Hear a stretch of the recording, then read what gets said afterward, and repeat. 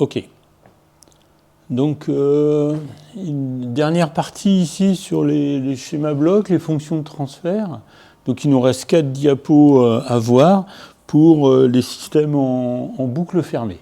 Alors, l'idée ici, ça va être de prendre un système qui a une boucle de contre-réaction, comme ça, donc la sortie qui est réinjectée sur l'entrée pour faire epsilon, et de le transformer pour faire un système ici en boucle ouverte avec une fonction de transfert, évidemment, qui est équivalente à l'ensemble de la boucle ici. Alors j'ai mis ici, il faut comprendre, simplement parce que c'est certain qu'à l'examen, il y aura un truc comme ça, un exo comme ça là-dessus. Donc, ici, on peut commencer par écrire ici les deux équations. L'équation de epsilon ici. Epsilon, c'est E de P moins, je prends le sommateur là-bas, moins BP SP. Et puis la deuxième équation, c'est si j'écris S de P, c'est epsilon multiplié par A. Ok, donc ça ici, je peux poser ça en regardant le schéma. Et ici, c'est là où il y a on va dire le truc, pas qu'il faut comprendre, mais qu'il faut ici ne pas oublier. Hein, c'est que dans le calcul, epsilon doit disparaître. Donc le epsilon de P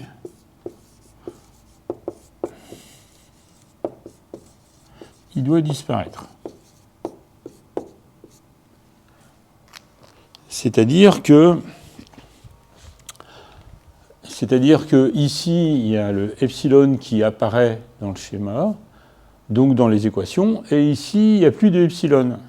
Voilà. Et donc, je pense que le fait de se souvenir de ça permet de savoir ici comment on doit continuer le calcul.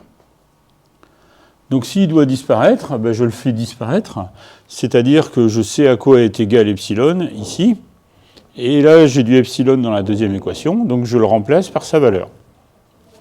Et donc la deuxième équation va me donner S de P qui va être égal à AP que multiplie epsilon, et je remplace epsilon par sa valeur ici. EP moins BP SP.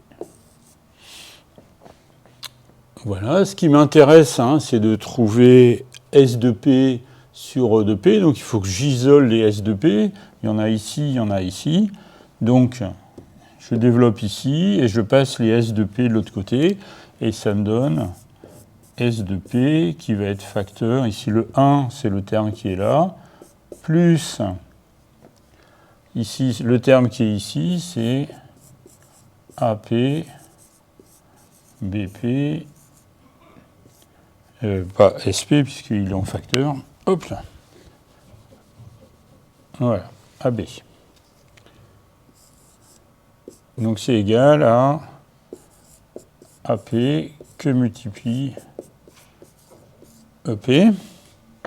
Et donc, au final, j'ai ma fonction de transfert que je cherche, f de p, c'est la sortie sur l'entrée.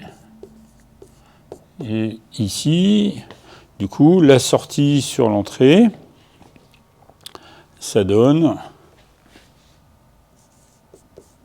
AP sur 1 plus AP BP. Donc là, on a la fonction de transfert en boucle fermée. Voilà. Donc là, on note ça, FT, BF. Voilà.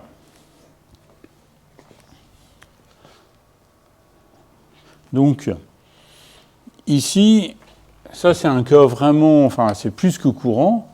Donc on a le A et le B ici, avec ici un signe moins sur la contre-réaction, et on arrive à cette formule-là. Donc cette formule-là, A sur 1 plus AB, deux solutions. Soit vous l'apprenez par cœur, elle ne me paraît pas super compliquée non plus, soit vous savez la retrouver. Mais en tous les cas, elle vous sera utile le jour de l'examen.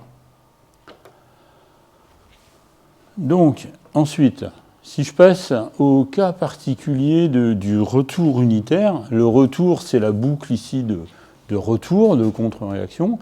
Unitaire, parce qu'en fait, il y a juste le fil, donc la fonction de transfert équivalente ici, ce serait 1, ici. Du coup, je peux appliquer la formule du cas général ici, avec simplement, pour le retour unitaire,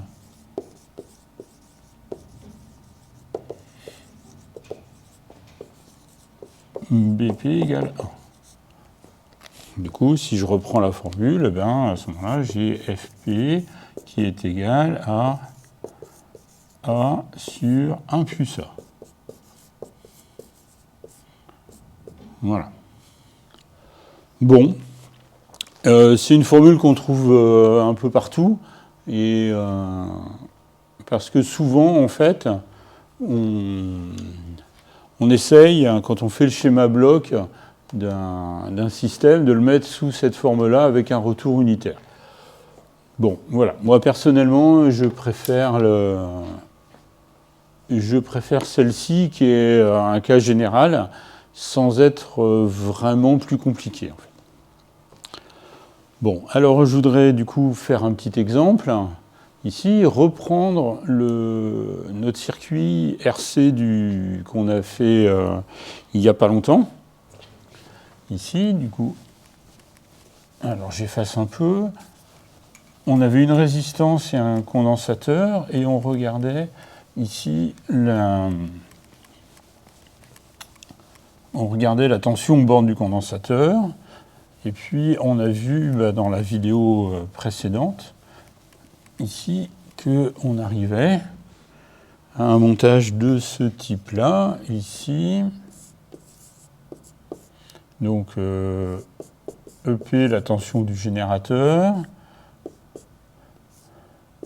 Ici, alors on avait 1 sur R, ici. Ça nous donnait le courant I, P.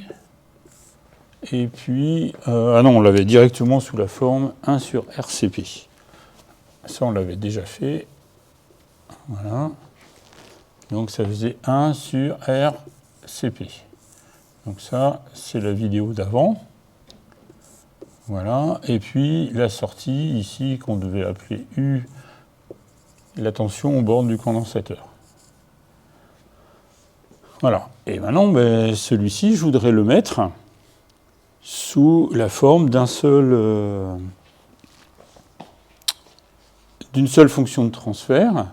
Ici, il suffit d'appliquer la formule.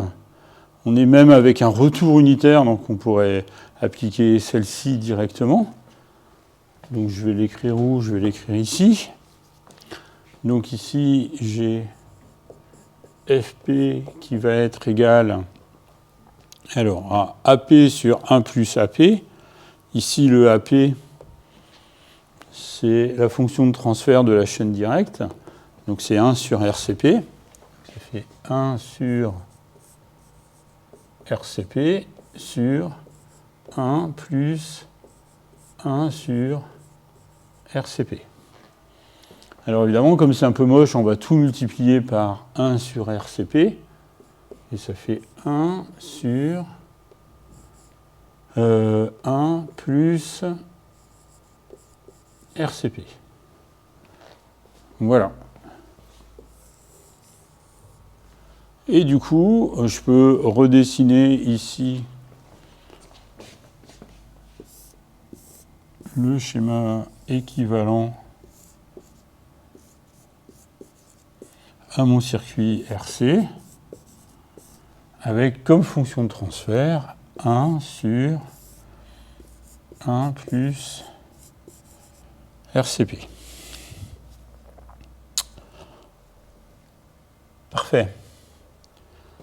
Donc là, on arrive à quelque chose d'assez simple et qui est vrai dans le cas général, quelle que soit l'entrée E, on peut calculer la tension aux bornes du condensateur. Alors, c'est pas tout, mais j'aimerais bien vérifier que c'est vrai. Donc on l'avait fait avec les...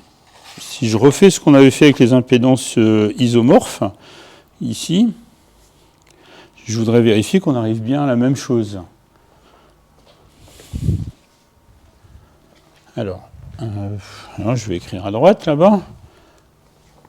Alors, on a la tension aux bornes du condensateur qui est égale à E multiplié par, c'est un pont diviseur, le circuit RC, du coup, multiplié par ZC sur ZC plus ZR.